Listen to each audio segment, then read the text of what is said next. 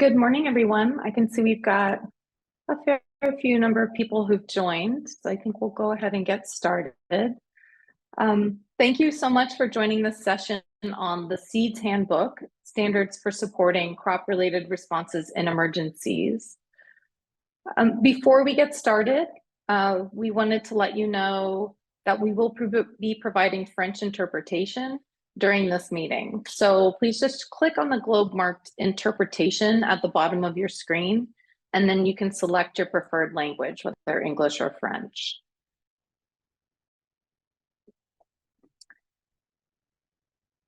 So good morning again.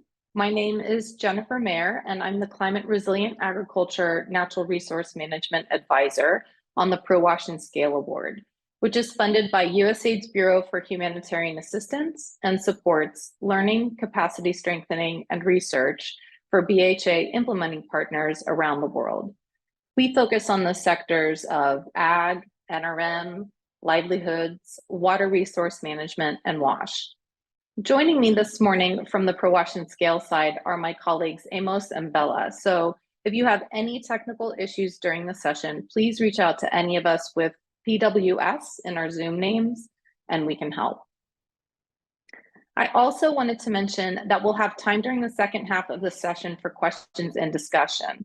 So if you have any questions throughout the presentation, please feel free to share them in the Q&A box or send them in the chat, and we will answer them at the end.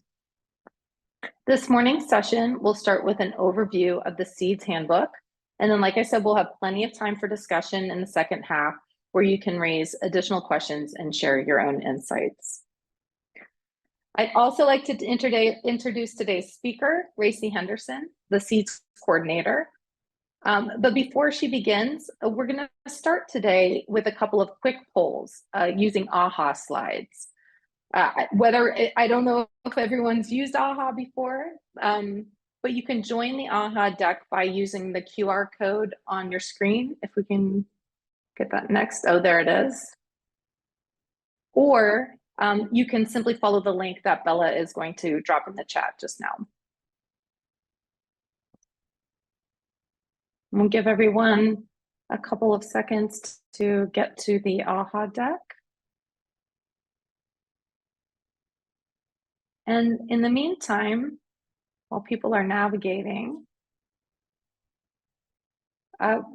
the first question we'd like to hear from you about is, are global standards a common reference in the design, implementation, and/or evaluation of your programs? So for example, global standards such as SPHERE, LEGS, the Child Protection Minimum Standards, and this is just a straight yes or no. We're just sort of taking the temperature here to get a sense of how often folks are using global standards in their work. I'll give it just a minute or so for people to kind of continue making their way to the AHA slides, as well as logging in their answers. Take your time.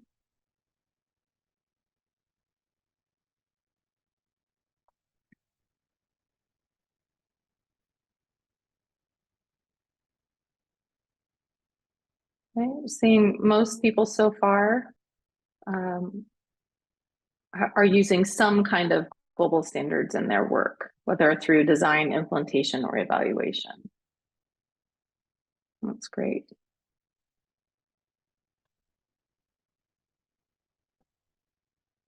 Okay, excellent.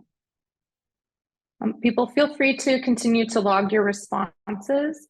And the second question we wanted to ask people to share is, what are the 3 most common types of crop-related responses that you use in your programs? And this is just an open response format, so feel free to type in 1 to 3 crop-related response intervention types that you're currently using in your programming, just so we can get a sense of where people's focus might be. And give everyone just like a minute or so to do that.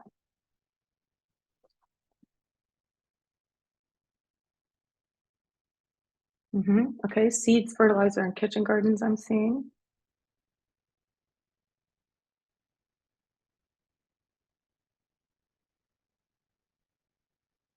If anyone's having trouble with the SEADS, feel free to reach out or drop your questions in the chat. We can help. Home gardening, seed distributions, seed systems, great. Cash for ag, inputs,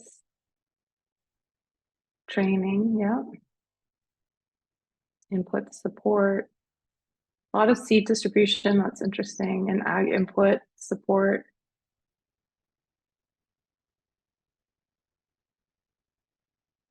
Okay. Business development support, that's interesting too. A lot of seeds, a lot of training, a lot of input support. Great.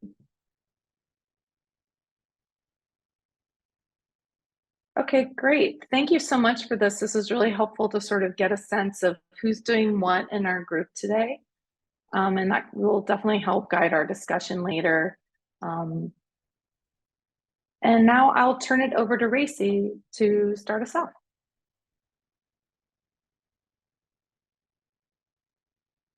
Thanks, Racy, over to you. Jen. Yeah, thanks. Can you guys hear me? Everybody hear me okay? Yeah, All you sound great. Terrific. Just a second. All right. So thanks, Jen, and hello, everybody. I'm glad to be back here in front of folks who are interested in seeds and to have all of us looking at how we can support crop-related livelihoods. Bella, you can go to the next slide. So the SEADS standards, for those of you who don't know, were launched in November of 2022 after 2 years of development. So the development process was a truly collaborative effort with hundreds of individuals and dozens of organizations contributing in a variety of ways. Some participated as steering group members for SEADS or field team members. They contributed evidence, they reviewed and commented on the draft. And many people also participated in our simulation events, which took place around the world and digitally. So when you dig into the book, you'll find that it reflects the collective wisdom of the literature and field-tested knowledge. Next. So what is SEADS? SEADS is a set of evidence-based international principles and minimum standards that support the design, implementation, and evaluation of crop-related responses. It is the newest member of the Humanitarian Standards Partnership, which is a collaboration between standards initiatives to harness evidence, expert opinion, and best practices, and to use this knowledge to improve the quality and accountability in humanitarian response. So SEADS allows users to determine if a crop-related response is appropriate, necessary, and feasible, and it helps you prioritize which crop-related response area might achieve livelihood objectives given the context. It also helps you track alignment of your project with minimum standards and provides tools for measuring impact from crop-related crisis response. So why would you pick up SEADS? Why would you use it? As many of you undoubtedly know, and I recognize some names in the participant list and know that you definitely know, that during a crisis, crop production and many associated services that make crop production possible may be disrupted, so making it more difficult for people to meet their food and income needs. Many of you have seen this firsthand. So using SEADS minimum standards in your projects can ensure that best possible programming is there and that keep people from starving and from adopting negative coping mechanisms and from migrating. So crop-related crisis responses that use SEADS principles and standards offer people assistance that can have sustained livelihood impacts. Responses aligned with SEADS principles and standards can help reduce the impact of future crisis, support a more sustainable use of natural resources, and enhance market systems linkages and viability. So who might use it? Who might pick it up? Really anyone involved in crop-related response in any way. But it is going to be most useful for agriculture experts who are unfamiliar with humanitarian principles, programming, and evaluation, or humanitarians who are unfamiliar with crop and effective programming to support crop-based livelihoods before, during, and after emergencies. So how do you get started with seeds? Seeds covers all types of crops. So perennial, annual, horticulture, and also all types of emergencies, rapid onset, slow onset, and complex emergencies. First, when you pick up the book, read the critical concepts in chapters 1 through 3, which underpin SEADS minimum standards and an effective response.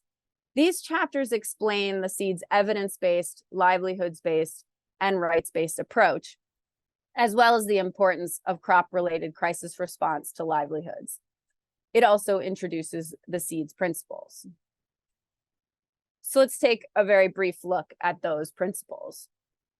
These are fundamental concepts that underpin all crop-related responses and support the best possible programming. They build on SEADS evidence base and complement the humanitarian charter, the protection principles, and the core humanitarian standard. These are the foundations of SEADS. And it does this by highlighting concepts that ensure crop production has livelihood benefits. So across these principles, SEADS emphasizes the importance of the context within crop production, the social context such as gender, age, and ability of people producing and selling crops, ecological, political, humanitarian, and contextual aspects that can affect the ability of SEADS, tools, and infrastructure to lead to the livelihood impacts that we are targeting. These principles apply in all humanitarian contexts and should be considered in all types of crop-related responses. After the SEADS principles, the handbook provides minimum standards and practical tools for 5 different areas. Initial assessment. So the first is initial assessment, and then it provides support for 3 technical response areas. And finally, an impact-oriented monitoring and evaluation. These minimum standards were selected using an approach focused on evidence, livelihoods, and rights. They are guided by a systematic review of over 250 evaluations of crop-related responses in humanitarian crises, as well as feedback from hundreds of experts around the world during our global public consultation in 2021. The standards are based on a livelihoods approach because crop-related crisis responses support livelihoods, and a rights-based approach that encourages participation, empowerment, accountability, and non-discrimination when delivering crop-related responses. So each standard has the same format. They provide a short qualitative statement and key actions, practical steps to attain the standard, and guidance notes. The guidance notes are additional information to support the key actions. And this is the same design as for other HSP standards. So let's take a quick look at the standards themselves. First, we have the initial assessment minimum standards, and these cover timing and team competencies, assessment approach, questions and methods, and response area selection. The tools in this chapter will direct you to choose one or more response area. Next, we start the first of the 3 technical response areas. So SEAD and SEAD system minimum standards address assessment and planning and SEAD responses, technical options and timing, systems-based assistance, crop and variety choice, and SEAD quality. The tools, equipment, and other non-SEAD input minimum standards mirror those of SEAD and SEAD system standards directly by covering assessment and technical options, systems, choice, and quality. For infrastructure, that also covers assessment and planning and addresses technical specifications and location, lifetime, and timing of the infrastructure. So for each of the 3 technical response areas, SEADS, tools, and infrastructure, SEADS includes practical tools to help you achieve the minimum standard in each area. Here on this slide, you can see the decision tree for SEAD and SEAD systems. The tree leads you through a series of questions with yes or no answers. If you get a yes answer, you move on to the next question. A no answer, however, may lead you to skip a few questions but eventually will lead you to the result of take no action.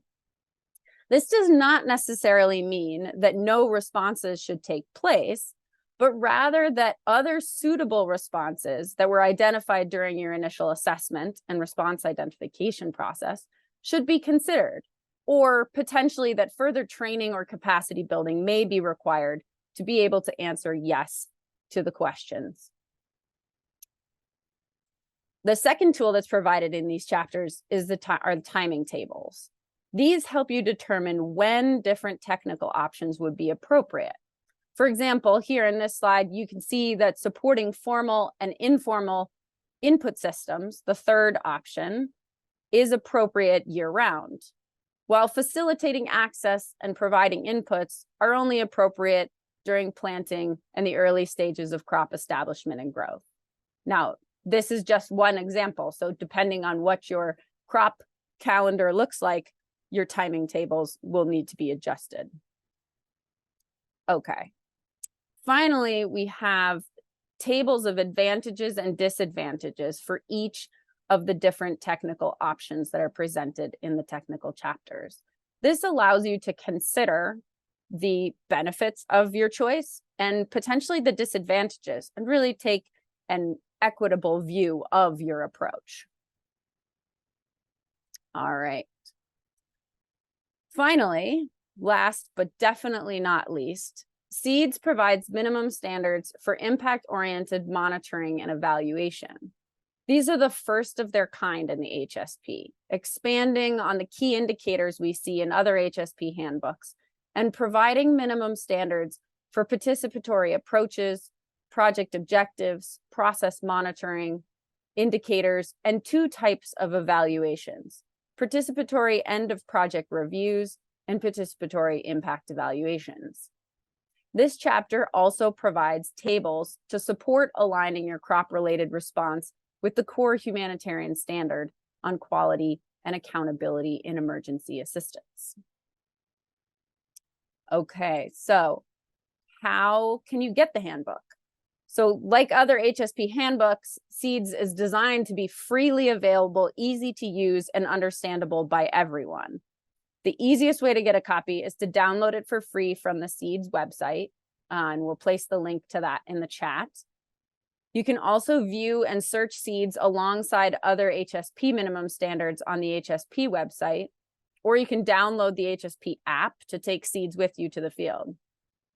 If you're like me and you like a good hard copy book, you could also purchase one through Practical Action Publishing. Links to all of these public options are available on the SEADS website. So I'm also guessing that the next burning question you might have is, how can you get trained to use the SEADS standards? Well, we have some good news. As of next week, SEADS will begin activities to support the institutionalization of SEADS. That is, we'll start translations into Arabic, French, and Spanish, and potentially Portuguese. And we will also start the process of planning and rolling out training programs. Our pilot training to test the design of SEADS training will take place in Ethiopia towards the end of this year or early next year in collaboration with FAO Ethiopia. So if you're in Addis and interested in participating in the pilot, remember this is just a pilot, there's no certifications yet, please get in touch with me. So with that, I'm gonna hand it back to Jen. Awesome. Thank you so much, Racy. That was a fantastic overview. We're going to take a couple of minutes now to apply some of what we've kind of learned and absorbed from about these standards through a quick scenario exercise. Again, you can join the AHA deck using the QR code. Hopefully, maybe you're still in the deck, or the link that Bella had shared previously. So I'll just read through the scenario as we get started. The scenario is you're implementing an ongoing emergency response program that is supporting communities through food for work to rebuild storage and crop irrigation infrastructure after a cyclone. You're not sure if your implementation approach and work plan meets the global standards for emergency response. It is possible that a second cyclone may hit in 2 months' time. And so the question for this scenario is, how would you go about checking your approach and your work plan against the SEADS standards?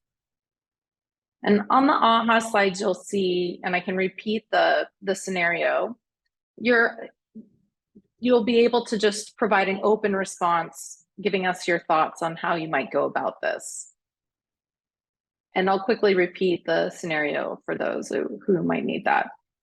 You're implementing an ongoing emergency response program that's supporting communities through food for work to rebuild storage and crop irrigation infrastructure after a cyclone. You're not sure if your implementation approach and work plan meets the global standards for emergency response, and it's possible that a second cyclone may hit in 2 months. So how might you go about checking your approach and your work plan against the SEAD standards that we just heard about?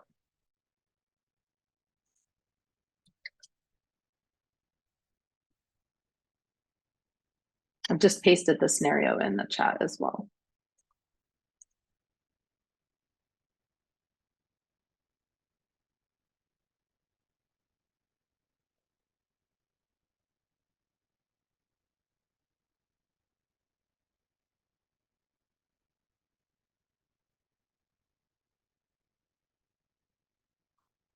You can see folks are typing. It's always a good sign. I like that first one. Refer to the SEADS app or online handbook. That's great. Process indicators and alignment with SEAD standards. That's really good. Chapter 7 is a big one. That's good.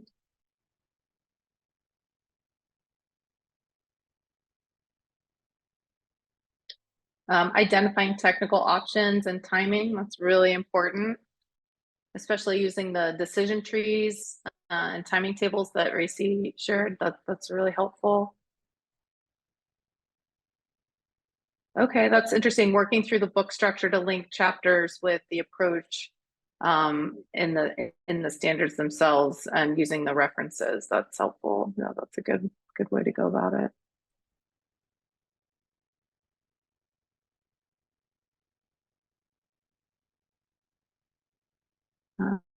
Checking standards on infrastructure, especially the initial assessment. Yes, definitely. And consultation with communities. That's where that participatory element to so many of the pieces of the SEAD standards really comes in, I think.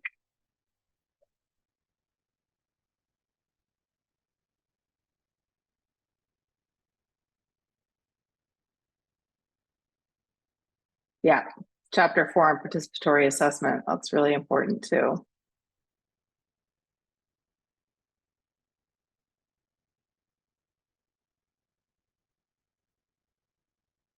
Racy, are you seeing anything jumping out at you? Yeah, this is great. Yeah, like I said, the handbook is supposed to be something that you can just pick up and look at yourself. Obviously, training is also really important. So we are going to be doing that. As I said, I think I'm seeing a lot of great references here. And in general, I would just say that you can essentially, it's sort of a process of self-reflection, right? So you can look at the principles chapter. Also, don't forget that one, because it is across all types of emergencies and across all types of responses. And you can kind of you can just ask yourself, is our approach to assessment doing this? Are we doing this? Is this aligned? And it does require, for it to be effective, for that process to be effective, it does require you sort of be honest with yourself, and really hear and know if they're, oh, wait, we're not. Let's look deeper into that. Let's seek an expert. Let's read more. Let's see if we can find colleagues who are more familiar with SEADS or who have used other standards to help us get aligned. So yeah, you've definitely got the first instinct, right, which is to go to the book and look at the parts that are relevant to what you're working on. And then once you do that, that process of just asking yourself to reflect on, is this actually what we are doing? Is this what we're trying to do? Is this what we're aiming towards? Yeah, that's a really good point. And just having that sort of very frank and honest, close look at what the ideas are and what works and what doesn't work. I can see we got some good number of responses, so that's really helpful. Thank you so much for adding your thoughts to that scenario prompt. And now we have a fair amount of time for Q&A. So far, we haven't seen any come through in the chat or on the Q&A box. But please do feel free to add your questions as we go, or even if you have a question right now, feel free to come off mute, raise your hand, and we'd love to hear from you. If you have any questions about the standards, how to apply them.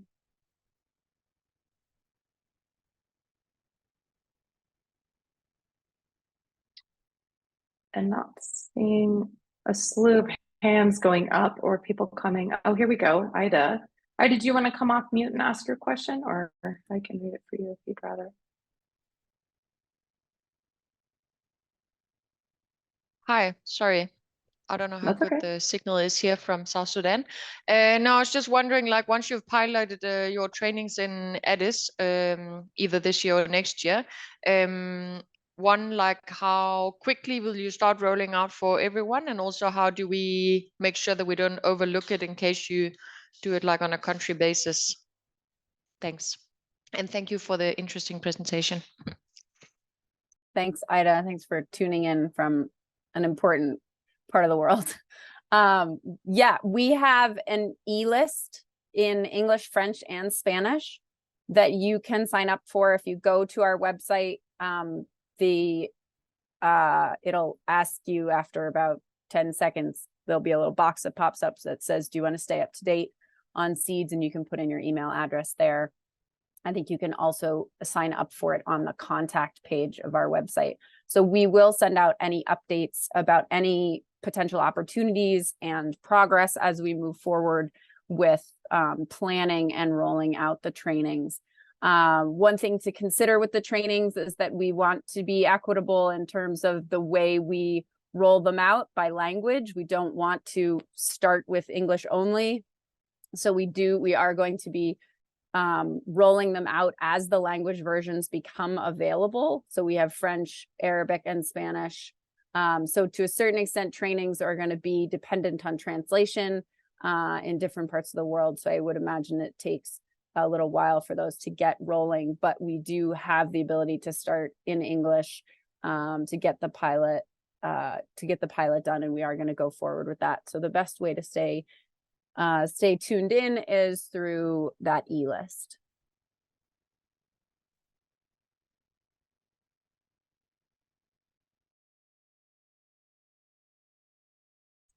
I'm on mute. That looks like that answered Ida's question. I saw the clapping hands. Do any others have any sort of burning questions or things they want to clarify from Racy's presentation?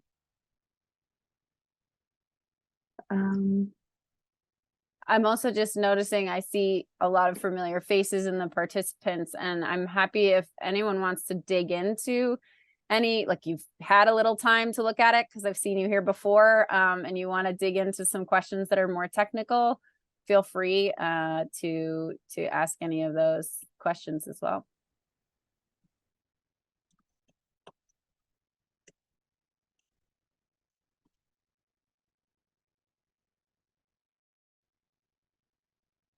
And maybe while people are sort of gathering, Gebrselassie. Yeah, Faji. Thank you so much. This is Faji from Ethiopia. Quickly, my question is actually, how this guideline is tailored with the local contexts. You have said that this guideline is going to be operational in different corners of the world. So how you are going to have this in the local contexts? Have you already considered in the manual, or you consider that one while you are providing the training in Ethiopia, as you have said, or the other countries? Thank you so much. Thanks, Faji. I missed a critical word of what you were saying. You were saying have we considered what? Yeah, how the guideline is tailored with the local contexts. I mean, Local context, with the local yes, context. Excellent. yeah, Okay. Yes, thank you.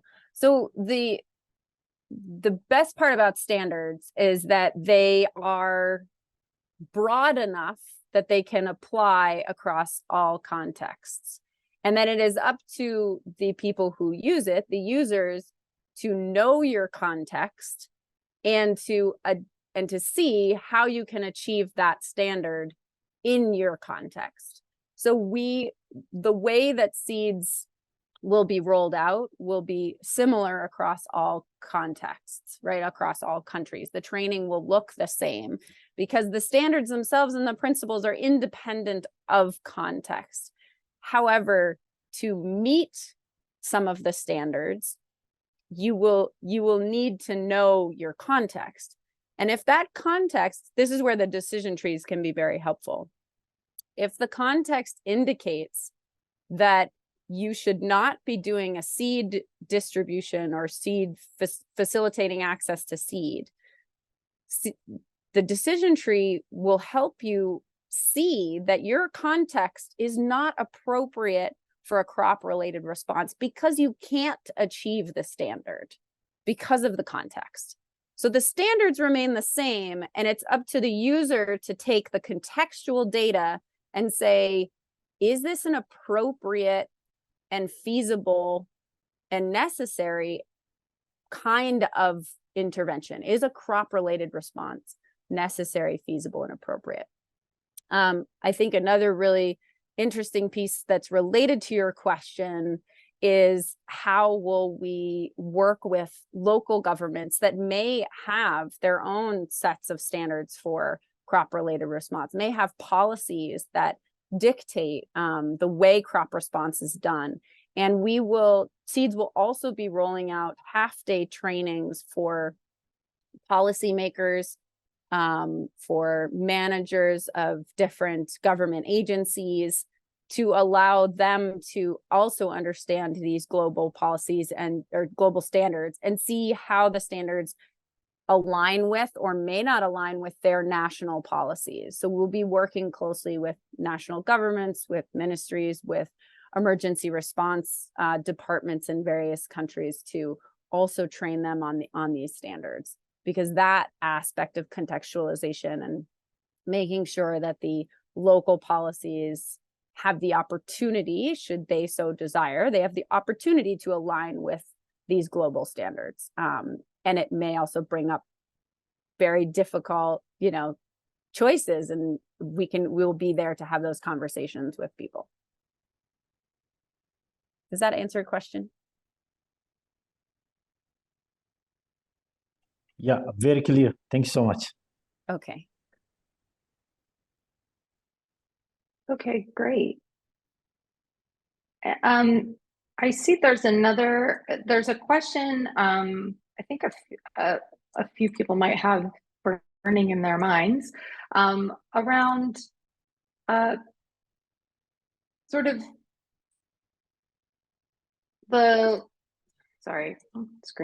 why crop-related crisis response is important, sort of writ large. And I wondered if you could speak to that, Racy. Yeah, definitely. I mean, I think many of you on this call may know that millions of vulnerable people around the world rely on crop production for their livelihoods. In fact, we know that 40% of the global poor live in rural areas, live in economies affected by fragility, conflict, and violence, and that number is supposed to increase to 67% of the global poor in the next decade. So most of these people live in rural areas. Many of them produce food for themselves, for their communities. They may also produce food to sell for income. And supporting crop-based livelihoods in a crisis, which is what SEADS is trying to do, can protect and rebuild these essential activities and can hopefully prevent more extreme food insecurity in the short term and in the medium term. So essentially, we're targeting a population that we see as needing this support and as a population that's potentially growing over the next decade.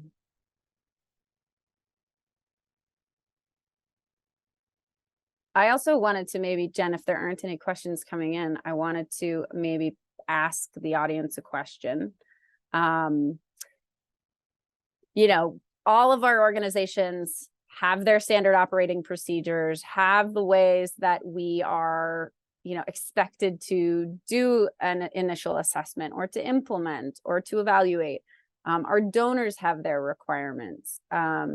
What do you all see as some of the obstacles to institutionalizing SEADS in your organizations? What is going to make it easy to institutionalize, and what might make it difficult to use across your organization?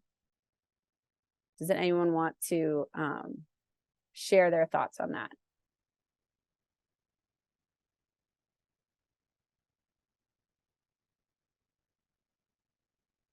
Or if you think it's going to be super easy, I'd also love to hear that.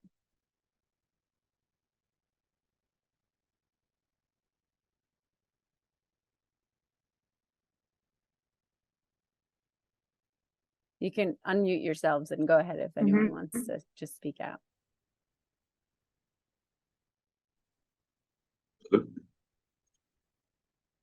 Francis, go ahead. Yeah, yeah, I've seen a number of standards for emergencies, but this one is new. So it's a bit difficult to compare it, but what I know is that the difficulty is that usually during emergencies, people are involved in so many things. They need to do a lot of things in a short period of time. So maybe the adoption of all the standards may be a bit of a challenge. But on the other hand, for me, I see this standard as very, very important, especially when it comes to SEADS, cultural inputs. It requires to follow certain standards so that it can benefit communities. So I think in the long run, when people understand it very well, it will be very useful for our work. Thank you.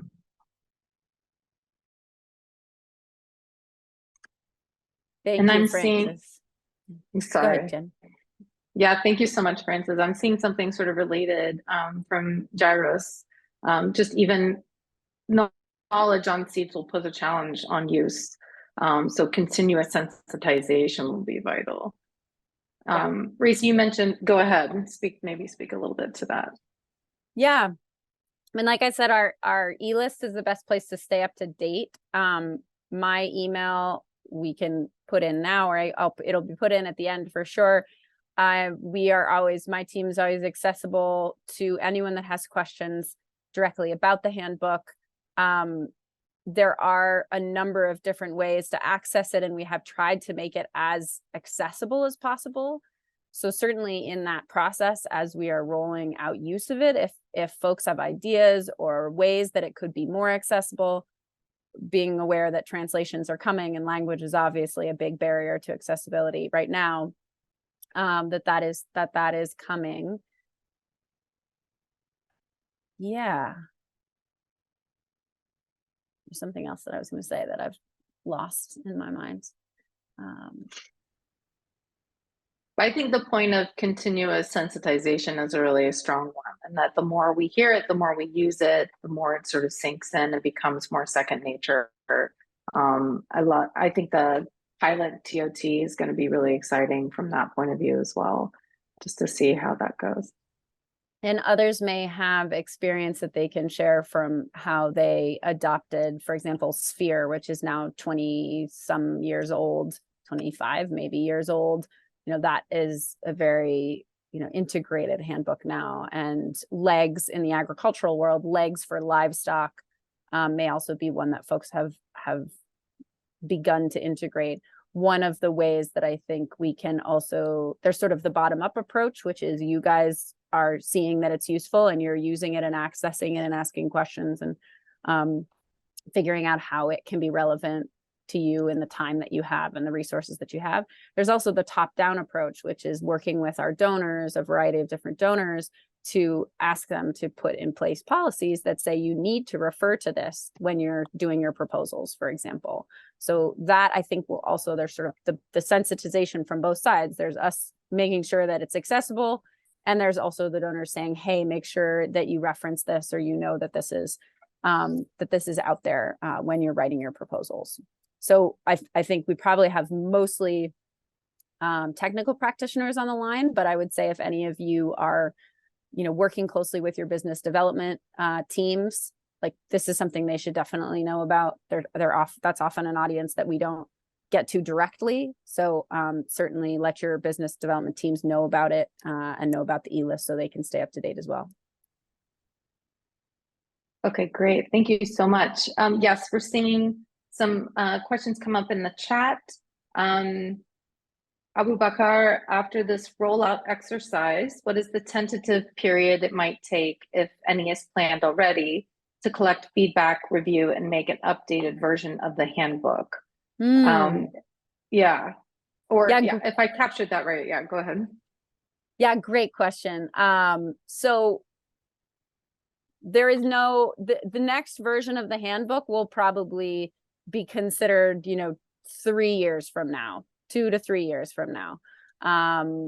That is the general trajectory of HSP standards in terms of revisions, is every 3 to 5 years they're considering a revision, and will likely follow the same approach. However, the digital world has given us a great tool that we can use in the meantime, which is if you access the SEADS Handbook from the HSP website, you have the ability to create an account. If any of you participated in our simulation events digitally, this is the same process. You can create an account and you can actually comment on the text itself now at any time. And you can say things like, hey, you guys missed this key reference for how to do crop-related infrastructure, irrigation infrastructure. Like there's a big reference sections in each chapter. So you could comment and say this new, because certainly between now and 5 years from now, there will be additional reference materials that come out that we want to make sure users have access to. So you can comment and say, there's this study that shows this, there's these other, you can make those kinds of comments. You can also say, hey, we're seeing something very different from what you're saying the evidence was on this particular technical aspect. Seeds, SEED, the seed that we plant in the ground, that area has a lot of evolving research going on, a lot of learning that's happening. And if you see things that you think need to be changed, you can comment. Your comments will be filtered by me and my team to start, and then they will become public. Should it be a comment that we find useful for everyone who's looking at SEADS, and the steering group makes that decision, not me, the steering group makes that decision, then that will be publicized. Your comment becomes public, just looks like a comment like it would in a Word document where you're attached to text.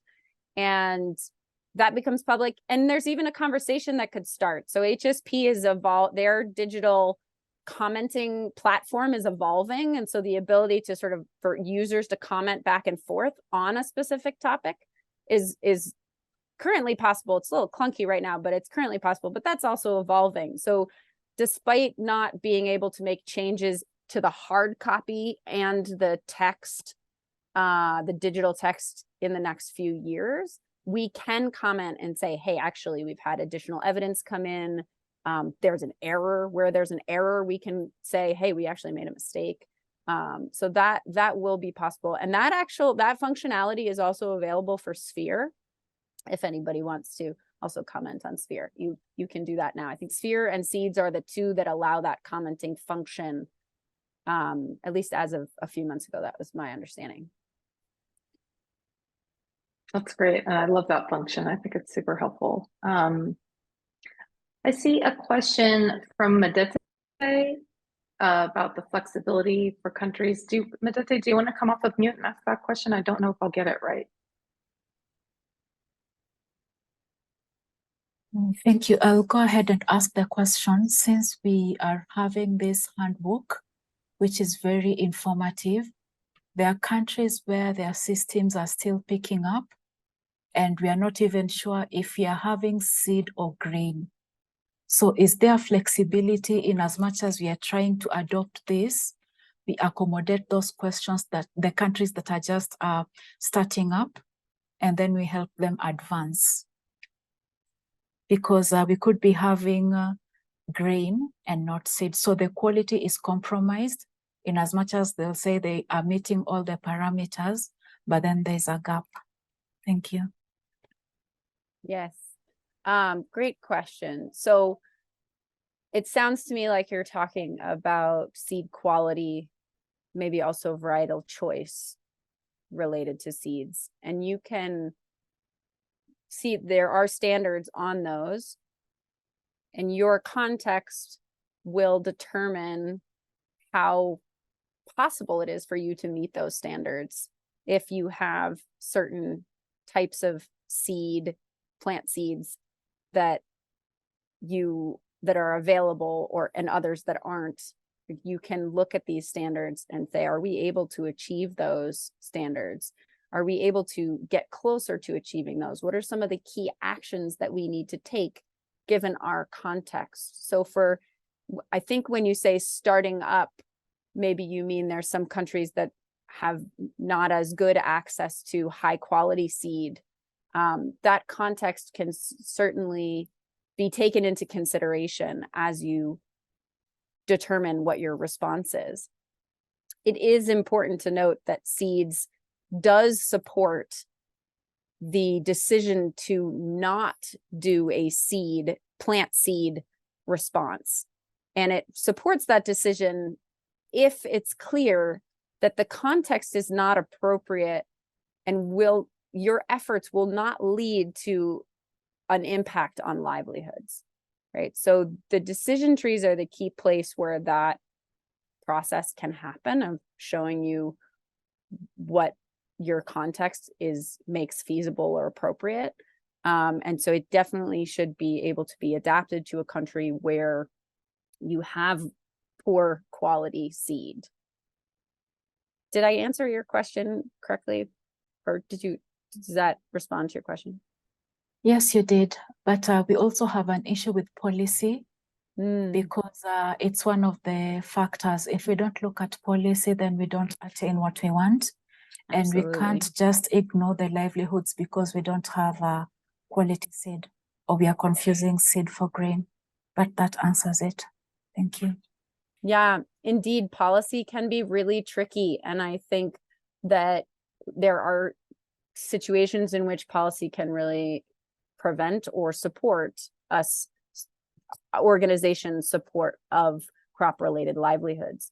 In all of those difficult decisions, SEADS really emphasizes a focus on the livelihood impact.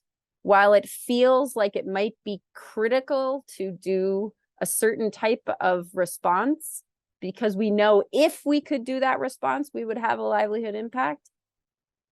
If that response is not going to be able to be implemented in the way that it needs to be to have a livelihood impact, you won't have a livelihood impact. So SEADS continues to ask us to come back to whether there is there's a chain of causal events that lead to a livelihood impact, right? That is what we have to keep asking ourselves. In an if-then scenario, the decision tree will help you say, despite really wanting to do this, we have some obstacles to it. And so now might not be the right time. We might need to go do a different we might need to engage on policy if we want to have livelihood impacts on the ground.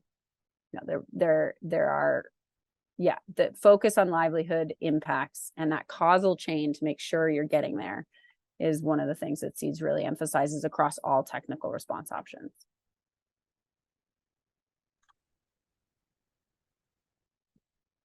Thanks for that. Thanks both. I see we have just maybe time for, well, I saw one quick question specifically from Daniel about experts in the Philippines. Maybe could you quickly, he was asking, I saw in the presentation the mention of consulting SEADS experts, and is there a short list of experts based in the Philippines? Was that part of? And if so, maybe we can connect with them separately. Yeah, okay, go ahead.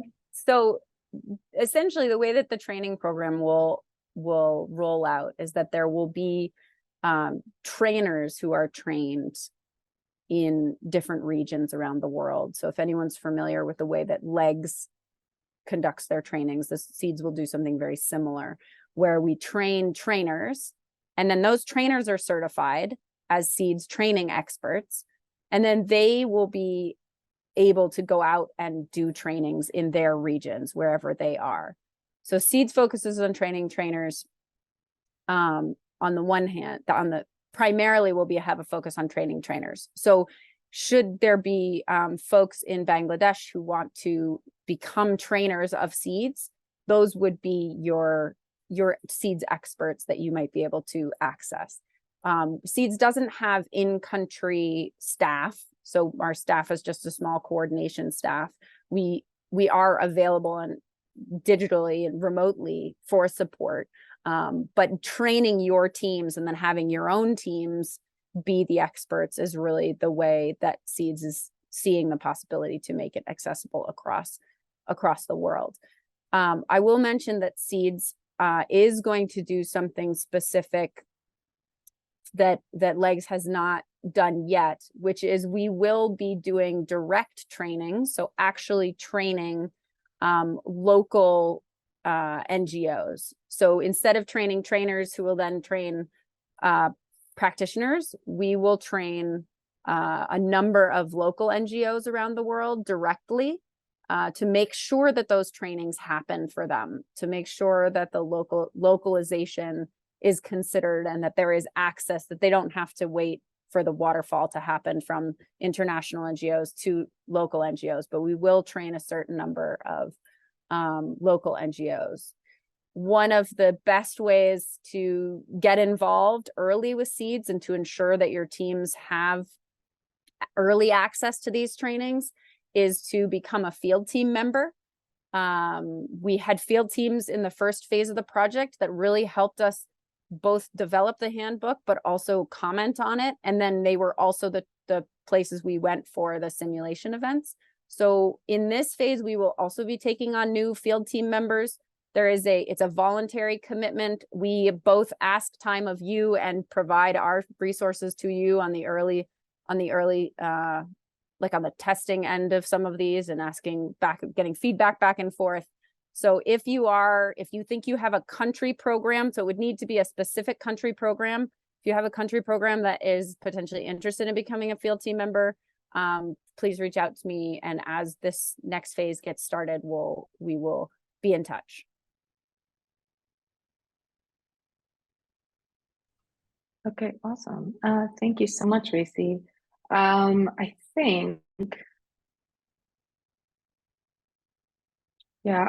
think we might have time for one more quick question.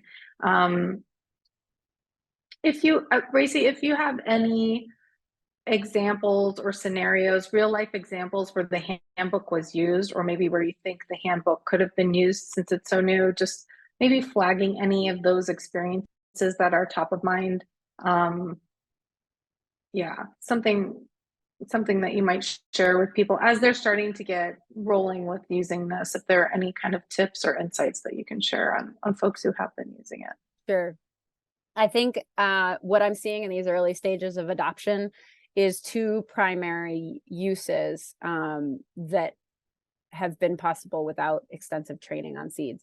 One is if you are writing a proposal in response to an RFP and you are writing a proposal related to crop related response, using SEADS to design that proposal has been helpful I am actually a staff of CRS. And so the CRS team, some of them have used it for that purposes so far. So looking at how do we design the best quality program? We have what we normally do.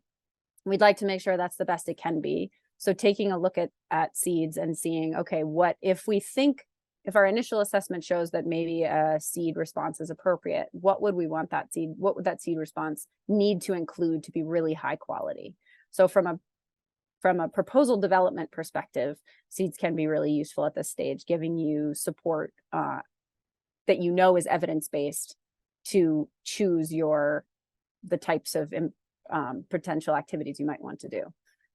That's one. And similarly, you know, emergencies are affecting people who produce food all the time in all these different countries around the world. And I think when the crisis happens, SEADS can be a great reference for the agriculture team who often, you know, when there's a crisis, agriculture is it's not a basic need, right? Supporting crop related responses. We don't want to get in the way of basic needs that people need. We sort of tend to come in the immediate aftermath or the early recovery. But even when the crisis happens, ag teams have started to take SEADS and say, okay, it's not our time yet, but what if it comes that there is a potential agricultural response that is needed, what might we want to do? There's a whole section in the beginning of SEADS that talks about the different types of emergencies and how they can affect crop production.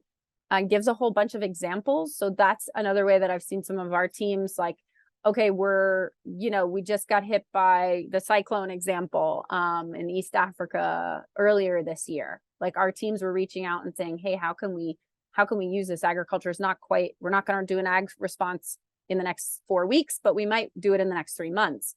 And so SEADS gives you both the ability to learn a little bit about how that type of crisis might affect the populations you're dealing with, especially if you're more removed from the context, you're a regional advisor or you're someone that's a technical advisor that's not in the country.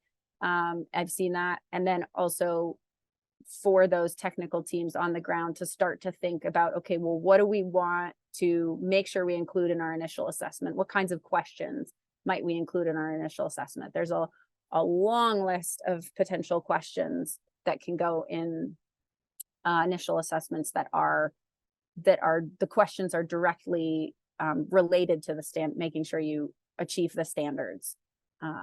So there are questions that you can adapt to your context. That's great. Thank you so much. I love the practical tips. I just wanted to, and insights. I just wanted to thank everyone and especially Racy for joining us today. It's been a fantastic conversation and discussion. And please do use these contact details for SEADS, and on the next slide we'll also see for ProWash and Scale to stay in touch, to get more information. As Racy flagged, you can get updates from the SEADS website. You can also get updates on ProWash and Scale's activities by visiting our web pages. And then the last thing I just want to flag before we wrap up is if you could please take a few moments to give us your thoughts and feedback on today's session using the survey links that Bella has just shared in the chat. So please do use those links to give us your thoughts and feedback for this session and to help inform future sessions. And with that, I just want to say thanks again, everyone, for joining us, and thank you so much, Racy. This has been a great hour, well spent.